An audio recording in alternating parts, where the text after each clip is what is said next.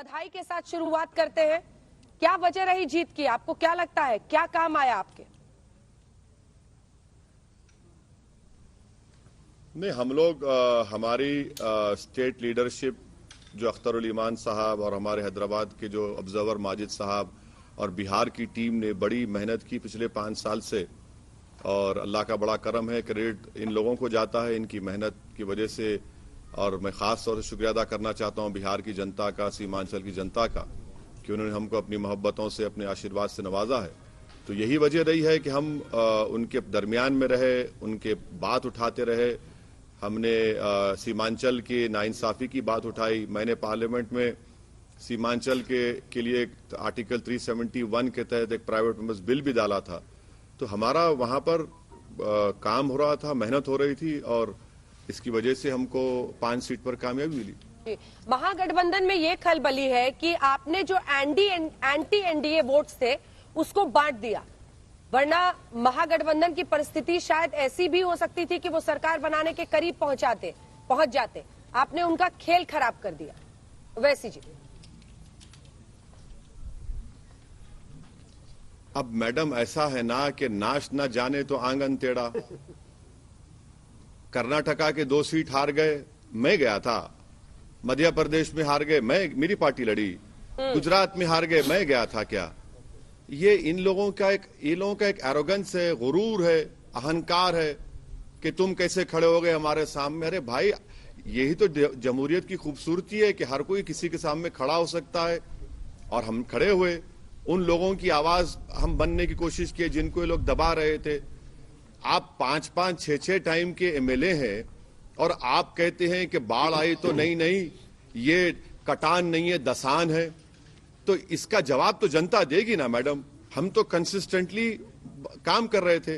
अब आप नहीं जीत पा रहे हैं तो आप हर चीज हम पे लाके डालना चाहते हैं तो डाल दीजिए, हमको कोई फर्क नहीं पड़ता। इससे हमारी मकबूलियत में, हमारी पॉपुलैरिटी में, हमारे स्ट्रेंथ में इजाफा होगा, क्योंकि लोग जान रहे हैं कि ये जो इल्जाम लगाने वाले लोग हैं इनमें इतनी ताकत नहीं रही। इसीलिए वो देख रहे हैं कि भाई जो लड़ सकता है, जो बोल सकता है, जो हमारी गम को समझ सकता है, तकलीफ को बयान कर सकता है, उसका साथ देना चाहिए। हमको कोई फर्क नहीं पड़ता। ये तो पुराना राग है इन लोगों का। ये तो छोटा बच्चे के हाथ से जब चॉकलेट छीन लेते ना तो रोते रहता है कि मम्मी मेरा चॉकलेट छीन लिए। 122 अभी है एनडीए के पास, लेकिन अगर वो फिसलते हैं और किंग मेकर की भूमिका आपकी बन जाती है, किधर जाइएगा? इधर कुआं उधर खाई। मैडम, आपका सवाल बड़ा वाजबी है। नहीं, कोई फिक्र मत करिए। इंशाअल्लाह ताला हम जिंदगी में सही रास्ते पे चलते हैं, सीधा रास्ते पे चलते रहेंगे। अभी पूरा रिजल्ट आ जाने दीजिए, आप फिर मुझे बुलाइए, मैं आपको आपके सवाल का जवाब दूंगा। जब नंबर्स किसके पास आ जाएंगे तो वही डिक्टेट करेगा। अभी नंबर्स किसके पास आएंगे, कितने वोट्स अभी काउंट होना बाकी है, ये भी अपने आप में खबर है। अगर आपको दोनों तरफ से परहेज नहीं है, अगर आपको दोनों तरफ से परहेज नहीं है तो ये भी अपने आप में बहुत बड़ी खबर है। नहीं, सबसे बड़ी खबर आपको मैं दे रहा हूं, ये है कि हमारा हाल तो है कि फंस गए रजिया गुंडों में। हमारा हाल तो वो बना हुआ है कि एक तरफ ये कहते हैं कि ये एंटी नेशनल है, दूसरी तरफ कहते हैं वोट काट रहा है। तो अब क्या करेंगे? तो बोलते रहिए। जब पूरा फाइनल नतीजा आ जाएगा, जब यकीनन हम अपने स्टेट प्रेसिडेंट अख्तरुल ईमान साहब से, आफ्ताब साहब से सब बैठ के बात करेंगे, हमारे एमएलएज आएंगे, बात करेंगे, बात करके फैसला लेंगे। हमारे पार्टी के स्पोक्स पर्सन मैडम ने अभी किशनगंज में एक स्टेटमेंट दिया है, ऑब्जर्वर माजिद साहब ने, कि हम सीमांचल की लड़ाई लड़ रहे हैं, लड़ते रहेंगे जब तक इंसाफ नहीं होगा। और हम कभी भी सही मानों में जो सेकुलरिज्म है उस पर कभी कॉम्प्रोमाइज नहीं किया। ये हमने स्टेटमेंट दिया हमारे पार्टी के ऑब्जर्वर माजिद हुसैन ने भी। लेकिन ओवैसी साहब, आपका मकसद था रोकना उनको जो आपको एंटी नेशनल कहते हैं, लेकिन आपकी मजबूती से अब ऐसा लगता है कि रुक रहे हैं वो जो वैचारिक तौर पर आपके ज्यादा नजदीक लगते हैं। बेहतर नहीं होता अगर आप लोग साथ ही मिलकर मैदान में होते तो शायद तस्वीर कुछ और होती?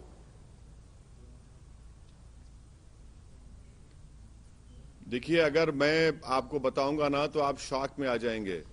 हमारे पार्टी के स्टेट प्रेसिडेंट अख्तरुल ईमान ने तमाम पॉलिटिकल पार्टी से जाकर मुलाकात की, उन सब से कहा सबसे रिक्वेस्ट किया, जो एक पॉलिटिकल पार्टी रिक्वेस्ट नहीं करना चाहिए, तब भी ये लोग तैयार नहीं थे।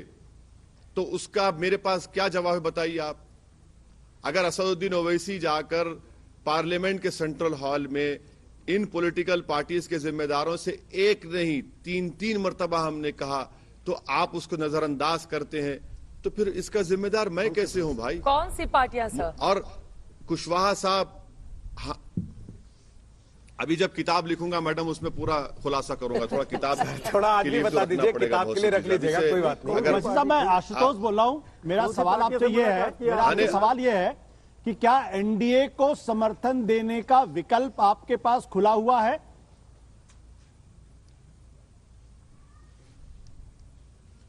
देखिए आशुतोष साहब, आप एक जर्नलिस्ट भी रह चुके हैं, आप पार्टी में पॉलिटिशियन भी रहे, अब दोबारा आजकल आप पॉलिटिकल एनालिस्ट बने हैं। तो आपको चाहिए, जब आप पॉलिटिकल एनालिस्ट बनकर आज तक के चैनल पे बैठे हैं, तो आपको ये देखना चाहिए कि असदुद्दीन ओवैसी की पार्टी ने आर्टिकल 370 की मुखालिफत की, CAA बिल की मुखालिफत की, UAPA का अमेंडमेंट लाया गया जिसको कांग्रेस ने सपोर्ट किया था, हमने उसकी मुखालिफत की। जितना जितना बिल बीजेपी लेकर आई हमने उनकी मुखालिफत की। तब भी आप ये सवाल कर रहे हैं, तो मुझे ताज्जुब हो रहा है कि कैसे आदमी को आज तक ने पॉलिटिकल एनालिस्ट बनाकर बिठाया वहां पर। इसका मतलब ये हुआ कि एनडीए को सपोर्ट आप नहीं करेंगे। एक मिनट, इसका मतलब आप एनडीए को सपोर्ट नहीं करेंगे।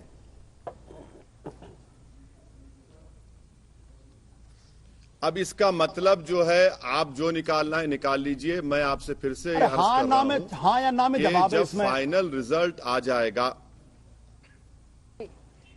नहीं सर, आप क्या कोई माफिया के लीडर हैं कि मेरे सर को बंदूक लगा के बोलेंगे बोल दिया जाए वरना हम गोली चला आपका देंगे? जो गुस्सा है उससे ही लग रहा है कि आप हाँ या ना में जवाब नहीं देना ये चाहते। तो नहीं होगा ना।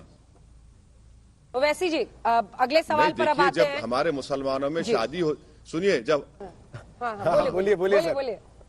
मैं इनके हाँ और ना का जवाब देना चाहता हूँ। मैंने जब बिल्कुल जवाब दीजिए, मुसलमानों में आपने शादी जवाब दे होती दिया है तो दरअसल। तब दूल्हे से दुल्हन से पूछा जाता है हाँ या ना।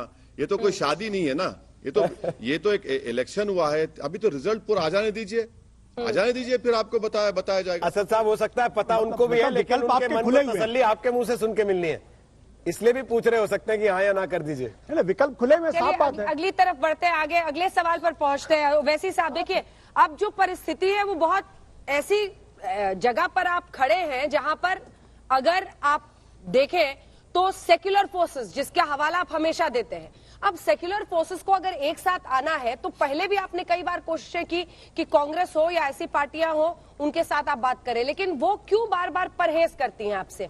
और अगर मेरा गेस सही है तो सर कांग्रेस पार्टी को ही अप्रोच किया होगा आपने कि मिलकर लड़ा जाए, लेकिन कांग्रेस तो आप ही को टीम भी कहने लगती है। नहीं, वैसा कुछ नहीं है। मैं वैसा अप्रोच किसी से किया नहीं। मुझे कोई फर्क नहीं पड़ता मैडम, टीम ए कहिए, बी कहिए, सी कहिए, क्या क्या कहना कह दीजिए। बल्कि डिक्शनरी में एक नए वर्ड का इजाद करके बोलिए, मुझे कोई फर्क नहीं पड़ता। मैं आपके इस प्रोग्राम में कह रहा हूं कि मैं बंगाल का इलेक्शन लड़ूंगा, क्या करेंगे आप? मैं लड़ूंगा, यूपी का भी लड़ूंगा 2022 में, हर जगह लड़ूंगा मैं। जीत हार तो जनता तय करेगी, मेरे मुकद्दर में तो होगा। मगर ये जो इनका अहंकार है ना कि आप क्यों लड़ते हैं, हमको नुकसान होता है। अरे भाई, क्या जनता के आपकी गुलाम है? आप नहीं हरा सक रहे बीजेपी को, आप में ताकत नहीं है, आपकी वजह से जीत जाते हैं, आप इतने ज्यादा सीटें ले लेते हैं। तो ये इसका तो हमको फिक्र नहीं है। ये तो लड़ना है, हमारा काम लड़ना है। हमको तो डेमोक्रेसी में पॉलिटिकल स्ट्रगल करने हमको आता है, दूसरा तो कुछ आती ही नहीं हमको।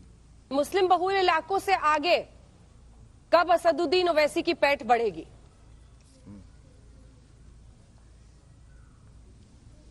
आप ये समझ रहे हैं कि हमको सीमांचल में जो 5 हमारे एमएलए जीते हैं उनको दलित वोट नहीं मिला? किसने कहा आपको मैडम? आप किसी सेफोलॉजिस्ट को 1-2 दिन के बाद मंगवा लीजिए, देख लीजिए। आप ये समझ रहे हैं कि वहां पर हमारे हिंदू भाइयों ने वोट नहीं दिया? हमको बहुत बड़ी तादाद में दिया, खास तौर से अमूर में, बैसी में और कोचादामन में।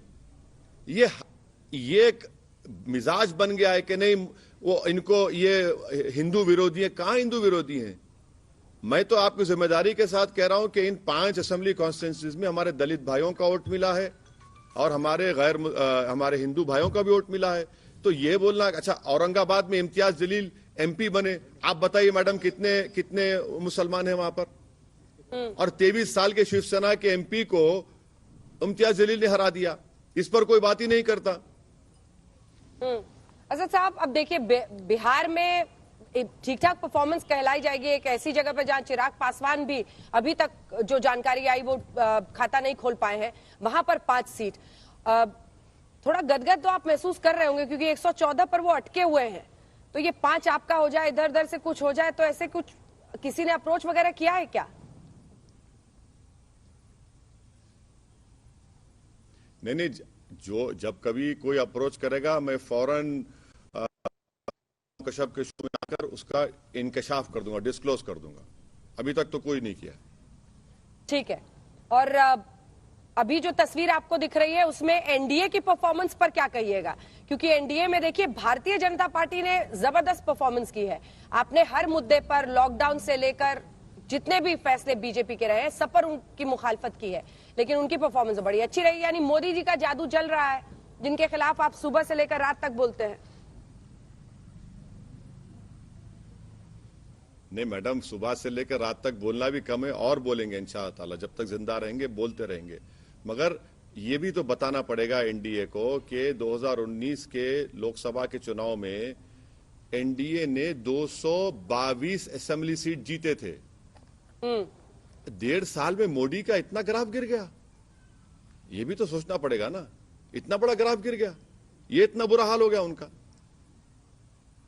ठीक है, एक सवाल प्रदीप जी पूछना चाह रहे हैं। प्रदीप जी हमारे सेफोलॉजिस्ट हैं एक्सेस माई इंडिया के, जिन्होंने एग्जिट पोल किया था। पूछिए। ओवैसी जी, आपको बधाई हो, आपने जो गठबंधन बनाया यादव, कुशवाहा और बीएसपी, दलित, सबसे बड़ी चीज इसके क्लियर संकेत आपने अभी भी दे दिए। बंगाल और उत्तर प्रदेश के अंदर आपने सभी ताकतों को सावधान कर दिया। इसके साथ साथ तो हम ये मान के चले, ये जो गठबंधन है खासकर दलित का, बीएसपी का और आपकी पार्टी का, ये बरकरार रहेगा उत्तर प्रदेश और वेस्ट बंगाल के अंदर भी? प्रदीप साहब, पहले तो आपका बहुत बहुत शुक्रिया। मैं आपकी बड़ी इज्जत करता हूं और आपका बड़ा कीनली फॉलो करता हूं आपका एक्सेस पोल, जो हमेशा स्पॉट ऑन होता है। ये सही बात तो यह है कि हमारा पहले अलायंस हुआ था देवेंद्र यादव साहब के साथ, उसके बाद कुशवाहा साहब से, जब तक कुशवाहा साहब और बीएसपी का अलायंस हो चुका था, तो ये बिहार इलेक्शन के लिए हुआ। यूपी के लिए मैं बैठकर ये बोलना गलत होगा, मगर यकीनन हमारी कोशिश होगी कि दलित और सब लोग जितने राजभर साहब हैं इनके साथ हो सके। मगर इस पोजीशन में मैं नहीं हूं कि यूपी के बारे में बोल सकूं, मगर ये तो कुशवाहा साहब की कोशिश थी। क्रेडिट तो उनको मिलना चाहिए कि जिन्होंने हम सबको जमा किया और उन्होंने सबको साथ लेकर चले, तो ये कुशवाहा साहब की कोशिश थी जो कामयाब हुई। 50 रैली की थी आपने, अगर मैं सही हूं तो ताकत पूरी झोंकी आपने। 10 दिन वहां रहे, 2 महीने उससे पहले 65 की थी, ईद भी वहीं मना ली थी। जी। मतलब ताकत पूरी झोंक रहे हो वैसी साहब, काफी एम्बिशियस और अलग ही एनर्जी के साथ। अब मुझे लग रहा है देश की राजनीति में आप बढ़ रहे हैं, मुस्लिम और दलित समीकरण पर आपकी नजर है। मैडम, जब सियासी जंग होती है और किसी से इश्क होता है तो पूरी कोशिश करना पड़ता है इखलास के साथ, तो तभी कुछ मिलता है। और जब तक दीवानगी की हद तक आप जुस्तजू नहीं करेंगे तो मंजिल जो है दीवाने को मिलती, अक्लमंद को नहीं मिलती है, मेरा मानना है। तो वो दीवानगी रहना पड़ता है। ऐसा नहीं हो सकता कि कोई 3 दिन आया और फिर 2 दिन छुट्टी मनाया। तो मैं तो सिर्फ अपनी पार्टी के लोगों को क्रेडिट दूंगा कि जो पिछले महीनों से वहां पर जाकर बैठे थे, महीनों से अख्तर ईमान काम कर रहे हैं, माने उनको क्रेडिट मिलना चाहिए। हम तो खाली साहब एक चीज मैं पूछ रहा हूं चाहिए कि एक आइसिंग ऑन द बीच में रोकते हुए पूछ रहा हूं, शामिल। मेरा सवाल यह है सर, आप ने कहा कि हम हर जगह चुनाव लड़ेंगे, हमारा अधिकार है। जाहिर सी बात है, जब लोकतंत्र है तो आपका अधिकार है कि आप कहीं भी चुनाव लड़ें। लेकिन जब आप ये कहते हैं कि हम दलितों की भी हक की बात करते हैं, मैं हिंदू भी वोट करता है, मुसलमान भी वोट करता है, आप इस बात को स्वीकार करेंगे कि देश में अगर आपको और बड़ा करना है, अपनी पार्टी को एक राष्ट्रीय स्तर पे लाना है, तो आपके ऊपर जो मुसलमानों की पार्टी का टैग है और आप के खुद के ऊपर जो मुसलमानों के नेता का टैग है उसको तो डाइल्यूट करना पड़ेगा या हटाना पड़ेगा आपको पहले। नहीं सर, मैं आपको कई मर्तबा आपसे कहा हूं, आपने 3rd डिग्री में मुझे बिठाकर 2 मर्तबा सवाल किया था। ये मैं फिर से जवाब दोहरा, तो मैंने कब कहा कि मुसलमानों का नेता हूं मैं? अब मुझे कोई ठप्पा लगाता है, लगाए सर, कोई बात नहीं, बहुत से लोग लगाते हैं। हर आदमी समझता है कि उनके पास ISI का ट्रेडमार्क है तो स्टैंप लगा देंगे, लगाइए, हमको क्या करना है। मैं कभी कहा कि मुसलमानों का नेता हूं? मैं एक पॉलिटिकल पार्टी का जिम्मेदार हूं और पॉलिटिकल पार्टी को बढ़ाना चाहता हूं। तो अब कोई स्टैंप लगाए, ठप्पा लगाए, तो उससे मुझे क्या करना है? वो उनका इख्तियार है, मैं तो अपना काम करूंगा। असदुद्दीन जी, एक आखिरी सवाल का जवाब मैं आपसे चाहूंगी। आपने यहाँ पर उपेंद्र कुशवाहा की जमकर तारीफ की है। मेरा सवाल यह है कि जब आप एक गठबंधन के साथ चुनाव में जाते हैं तो आपकी पार्टी को कुशवाहा की पार्टी से ज्यादा सफलता मिलती है। इसके पीछे की बड़ी वजह क्या देखते हैं आप? क्योंकि उपेंद्र कुशवाहा की पार्टी कोई बड़ा कमाल बिहार के चुनाव में कर नहीं पाई है। महाराष्ट्र में भी वही था। महाराष्ट्र में जो प्रकाश अम्बेडकर जी की पार्टी नहीं, है, आपकी दलित पार्टी, वो औरंगाबाद से आपकी- ओवैसी साहब जीते। हाँ, जवाब दीजिए। नहीं, आपकी बात सही है, मगर मैं हमारी जो कामयाबी हुई है उसमें मैंने शुरू में कहा कि इसमें मैं क्रेडिट दूंगा कुशवाहा साहब को, बहुजन समाज पार्टी को, देवेंद्र यादव साहब को, राजभर साहब को, क्योंकि हम सब फ्रंट में थे। तो मैं तो ये नहीं कह रहा हूं कि मेरा तो कोई रोल ही नहीं है इसमें। ये तमाम हम लोग साथ में थे, हमारे पार्टी के जिम्मेदार थे, मेहनत किए जमीन पर, उनको क्रेडिट जाता है। जी जी, धन्यवाद आपका हमारे साथ जुड़ने के लिए असदुद्दीन ओवैसी जी।